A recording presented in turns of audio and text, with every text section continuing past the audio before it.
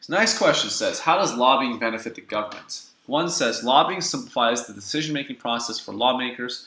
2 says, lobbying presents all interests equally.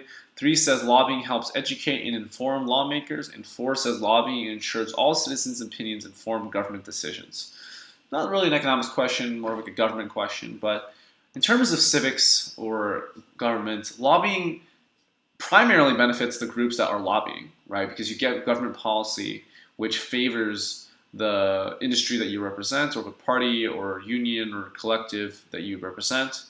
But there are some benefits that lobbying provides to governments, and that primarily is through education and information. Lobbyists are going to bring in a lot of studies, they're going to bring in a lot of information, a lot of testimony, and experts to kind of make their point. And without lobbying, it's unlikely that lawmakers would see as much of those pieces of information. And so lobbying is going to be important to help educate and inform lawmakers about certain issues. The only problem is that normally in today's society, we see that the groups that have the money to lobby extensively are groups that are normally very powerful and very well established in corporate, and that could be an issue for the policy making that you see by lawmakers. But 3 seems to be the best answer here. Lobbying helps benefit the government by helping to educate and inform lawmakers. Let's take a look at the previous tutor's answer.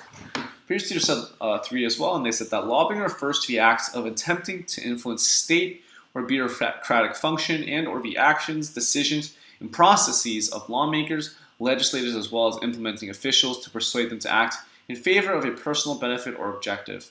It's done by private individuals, organizations, professional lobbyists, interest groups, unions, cooperatives, government officials, advocacy groups, legislators, and or companies. The ethical aspects of lobbying are complex, considering how lobbying often creates a conflict of interest when officials who are supposed to act for the greater good and serve the public end up benefiting a small group of lobbyists or lobbyist clients with their actions. At the same time, persuasive strategies help educate and inform lawmakers. The initial definition, I just want to be clear, it's not like they're bribing anybody, right? They're just offering information and trying to build personal relationships and present their sides of on certain issues that would favor their clients, right? So that's going to be the function that lobbyists are trying to serve. But yes, this is correct. And so we're going to mark that as correct.